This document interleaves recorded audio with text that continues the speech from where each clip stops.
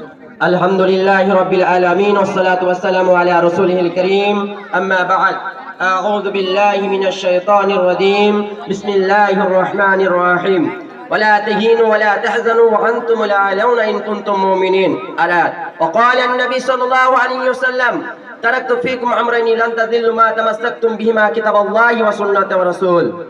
صدر محترم جناب حاکم اساتذہ اکرام مہمانان خصوصی اور پیارے دینی ملی بھائی اور بہنوں، آج آپ لوگ کے سامنے جس عنوان کے تحت جو کچھ بولنا چاہتا ہوں وہ ہے مسلمانوں کی موجودہ حالات ہماری ذمہ داریاں. مسلمانوں کی موجودہ حالات بے حد افسوسناک اور ناقابل تحریر ہے. ہر جگہ مسلمان ظلم و ستم، ظلم زیادتی، خوف دہشت، قتل فساد، جبر و تشدد رسوائی کا شکار ہے. تو کہیں پر داڑھی رکھنے پر پابندی کرتا ہے، تو کہیں پر آذان پر پابندی کرتا ہے، تو کہیں پر تعمیل مسجد مدرسہ پر پابندی کرتا ہے، تو کہیں پر حجاب پر پابندی کرتا ہے، تو کہیں پر اسلامی ادارہ پر پابندی کرتا ہے، تو کہیں پر اسلامی پروگرام پر پابندی کرتا ہے، تو کہیں پر اسلامی قانون فیصلہ پر پابندی کرتی جا رہا ہے. گویا کہ ہم نے پستی کی وجہ سے دنیا میں مظلوم اور مغرور تھی. ان حالات سے نمٹنے کے لیے مسلمانوں کی طرف کوئی عالمی اقدام نہیں ہے. یہ سب سے حیرتناک ہے. آج سے 4 سال پہلے ہماری اور اپنی پہچان، اپنی اور دبدبا، اپنی شان و شوکت، اپنے بے مثال زندگی، اپنا خستور راہ امتیاز تھی. کس قدر روشن تب نہ تھا ہمارے ماضی، کیا شان شوکت، کیا عظمت و ستوت سب چلی گئی. آپ چاروں طرف مسلمان کو آلو پیاز مولی گدر کی طرح کر جا رہا ہے. آپ چاروں طرف مسلمان کو ان جانور کی طرح مسلمان کو خود کو بہایا جا رہا ہے.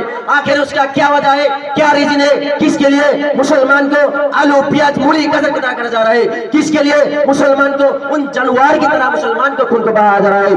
آخر اس کے وجہ ہم سب لوگوں کی برائی عمل کا یہ نتیجہ ہے.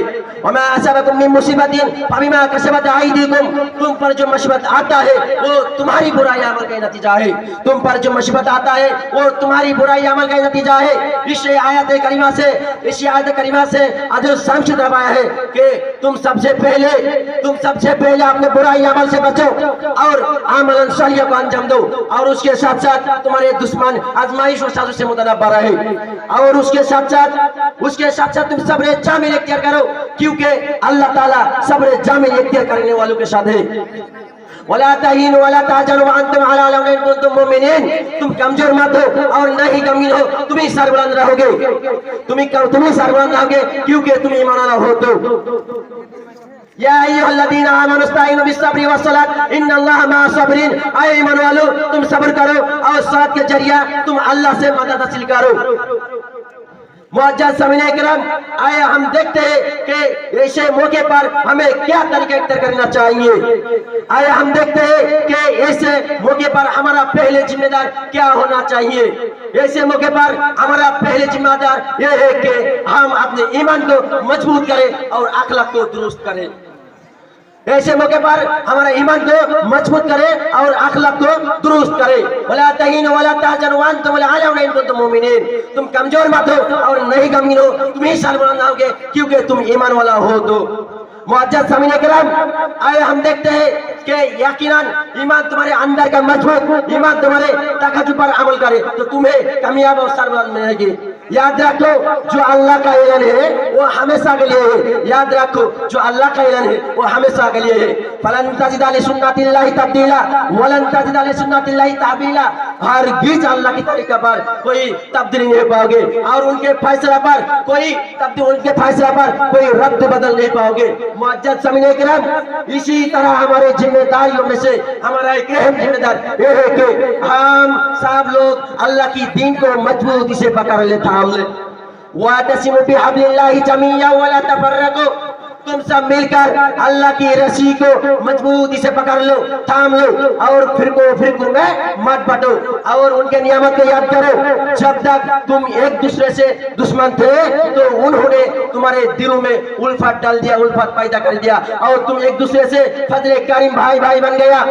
معزز سامعین کرام، اسی طرح ہمارے ذمہ داریوں میں سے ہمارا ایک اہم ذمہ دار یہ ہے کہ ہم سب لوگ، تمام لوگ اللہ کی رسی کو مضبوطی سے پکڑ कर ले, थाम ले और फिर में मत बटे और उनके नियामत को याद करे। जब तक तुम एक दूसरे से दुश्मन थे तो उन्होंने तुम्हारे दिलों में उल्फत पैदा कर दिया और तुम एक दूसरे से मोहब्बत डाल दिया तुम्हारे दिलों में और एक दूसरे से फजर करीम भाई भाई बन गया।